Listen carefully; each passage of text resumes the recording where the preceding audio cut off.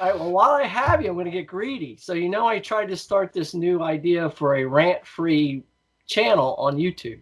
Now, I was wondering, would you be interested in throwing a rant at me? Do you have anything at the top of your brain that you could throw out there? well, And then stop and think for a second. If it's rant free, why would I I throw a rant?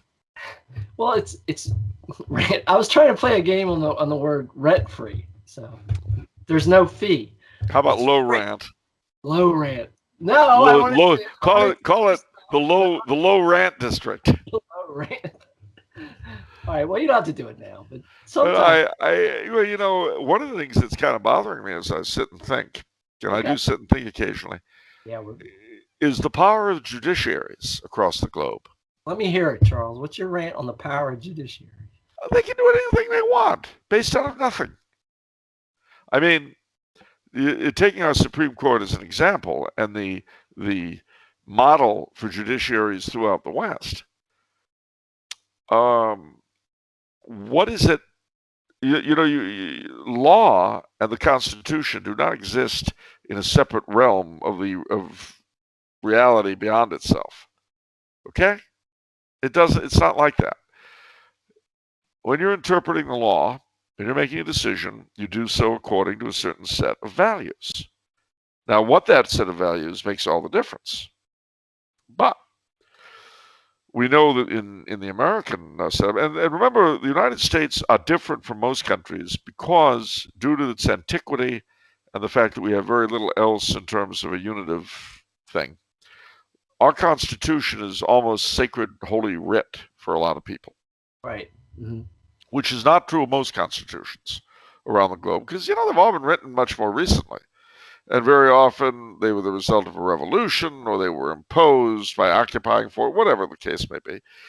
Very few constitutions around the globe play the same role in the psyches of their subjects as ours does with us. Very few. If ours may be the only one, I don't know. Having said that, once upon a time, the judiciary pretended that they were interested in what was called original intent. In other words, what did the founders mean when they wrote the Constitution? Now, that, of course, was on its way out a long time ago, but it was officially done away with when Judge Bork was borked. Right. And then we say, okay, well, we're not doing the original intent of the founders. Okay? All right. So then what happens? Well, then what happens is we have Mr. Justice Thomas's borking, in which he is basically made to swear that he doesn't believe in the natural law. Hmm. So we know that natural law is not to be used in making these decisions. Well, then we had a decision regarding the execution of minor criminals, of minor capital crime Right. Minors who commit people. capital crimes. Yep. Right. Now, to be honest with you, I don't have an opinion on the question itself. I really don't. Right. But Mr. Justice Kennedy's opinion, he who gave us gay marriage and so forth, good Catholic and stuff, Mr. Justice Kennedy declared in writing the majority opinion, which struck down executions for minors, he cited two things. One were what he called changes in public opinion. Okay, the last time I checked, public opinion is the province of those elements of government that are elected, not the courts. Otherwise, lynch law should be firmly established as a good thing, because it's public opinion. The Mm-hmm. public want to string somebody up. Well, what's wrong with that? According to Mr. Justice Anthony Kennedy. And the second thing was foreign law. Well, okay, so that means we can bring in Sharia and chop off the hands of thieves, right, Mr. Justice Anthony Kennedy? What was he really saying? What he was really saying is that their judgments, therefore, are simply based on their opinion. They excrete them any way they like. But if that's the case, we no longer need judges to have legal training, certainly not Supreme Court justices. All they need are opinions.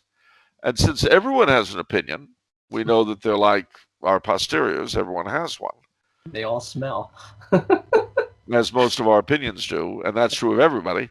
All you really need to qualify to be a justice in the United States Supreme Court is to have a strong opinion.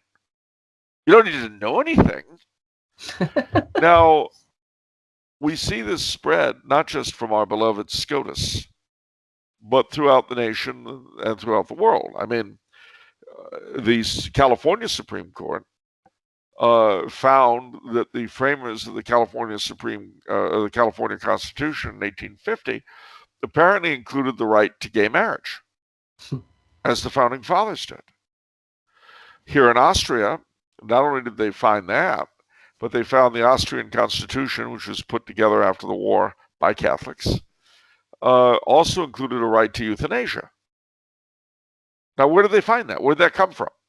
Well, there are two possibilities. One is that they somehow got the magic spectacles the angel moron gave Joseph Smith so that he could read the golden tablets and write the Book of Mormon from them. Right. Or if the angel moron did not visit them at the Hill Cumorah, then we can only presuppose that they just, it's whatever they feel like doing. But if that's the case, whence comes their legitimacy? Right. Why do they have the right to impose upon a very often unwilling populace their views? Where does this come from? They have no authority to do so, and they have no legitimacy to do so. The very fact that they subscribe to no higher standard from whence to make their judgments takes away any scintilla of their authority. So basically, all we're left with is that the judiciary can impose whatever they think like imposing by fiat because they have the power to. The problem, however, with power that has no authority directing it is that inevitably it breeds counterpower. Everyone was upset on January the 6th when the mob went into the Capitol building. But why should they be? They had no less or no more authority to do so than the Supreme Court. Right. And so the problem when you wield power and have no authority over it, and let's remember the difference between power and authority. Right. Authority is the right to say what ought to happen. Power is the ability to make it happen. Right. Now, in our system, authority came from the Constitution and the supposedly sovereign people. But when you have professedly put aside those things and basically say, I've got the authority because I got the power, then, as I say, it becomes purely a power game. And if the day ever comes that somebody else has more power than you do, you'll be very lucky to escape with your life. Right. And that's not a good scenario for the majority. I mean, to put this another way, and taking it a bit further, because there's anybody I dislike more than judiciary, it's academia. I mean, standard academia. The general run of people in the Ivy League and so on. The folk that gave us critical race theory. Right. And all the rest of this garbage. The way things are going in this country, a time may come when people like that are lined up against the wall and shot. Now, I want to be very clear here. I don't like that idea. I may sympathize with it. When I get really angry about the stuff they excrete, I may share the impulse. But the reality is, if we are ever in a situation where that actually comes to pass, the United States will not be a fun country to live in. No, it's finished. No, the question is who is the checks and balance for the Supreme Court? Well, there aren't any. There aren't any. And because there aren't any, the checks and balances will be found. Right. But they won't be the kind of checks and balances you or I or any other sane person are going to enjoy living under. Right.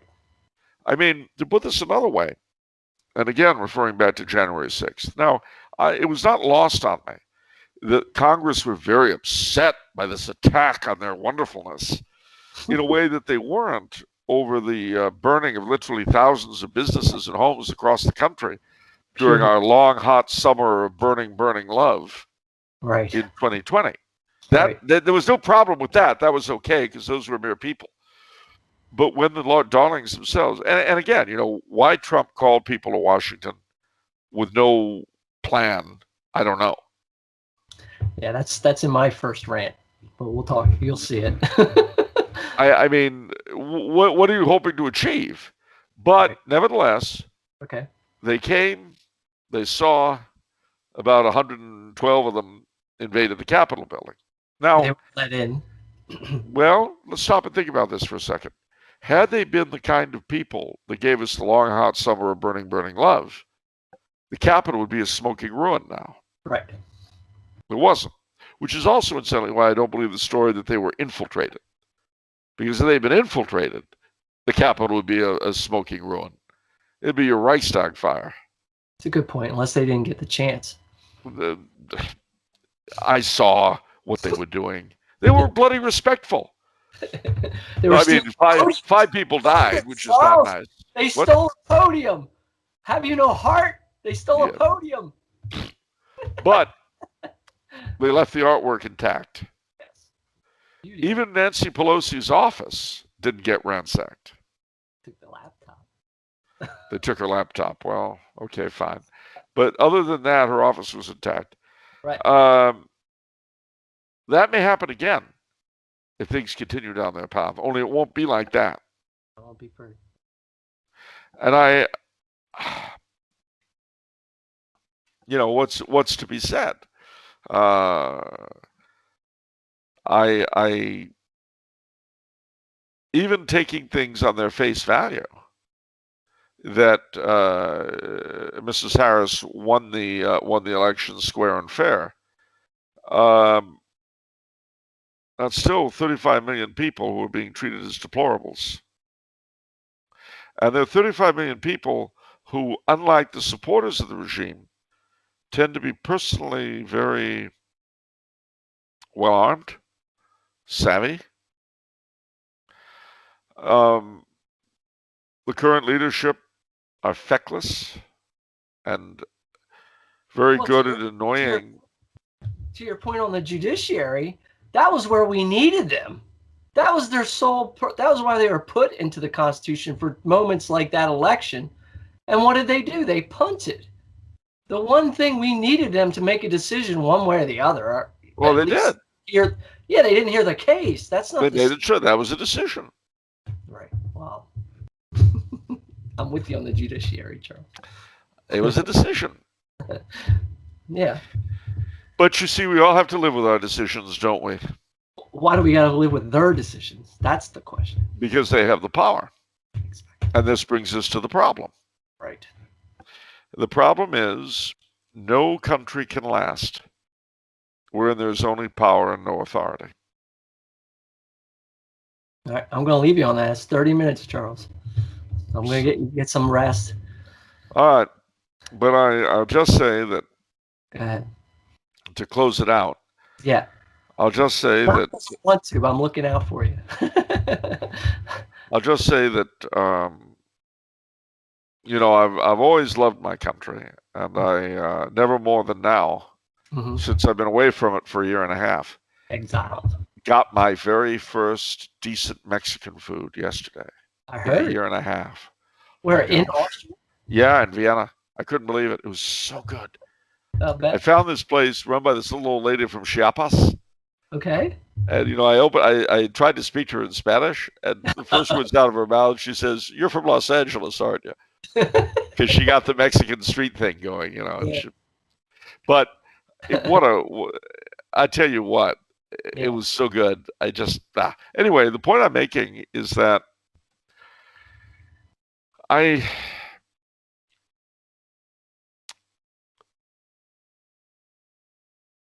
obviously something is severely wrong with our country, that Mr. Trump was the best the Republicans could produce, and Hindenburg and Harris were the best that the Democrats could produce. Quite apart from immediate considerations, quite apart from arguing over specifics. Right. Doesn't that show you we have real problems? Mm-hmm. And I think the thing to bear in mind is that political problems at base are cultural. Right. And cultural problems at base are religious. Moral, right. They're religious. Right. There's a world of difference between feudal Japan and feudal Europe. They look very similar. But because feudal Japan believed in reincarnation, a samurai who sliced a peasant at random just to do target practice with his sword, he had no problem from the law. And the peasant, well, probably because he died at the hands of a samurai, would be reborn in a higher degree. You're helping him out. What's not to like? Yeah, right. Whereas if a medieval knight tried that in Christian Europe, well for him. Probably would not be a wise career move. So, on this Feast of Pentecost, on the Feast of Pentecost, let me just say that it's my considered opinion that our country is paying the price for the fecklessness of her Catholics in accepting respectability and giving up the idea of evangelizing in return. Exactly. So, if you really want to know where the enemy is, ladies and gentlemen, you don't have to look to the Illuminati. You don't have to look to the Jews. You don't have to look to the communists. You don't have to look to the blacks or the whites or the greens or the pinks. In the immortal words of Pogo Possum, we have met the enemy, and he is us. Thank you, Charles.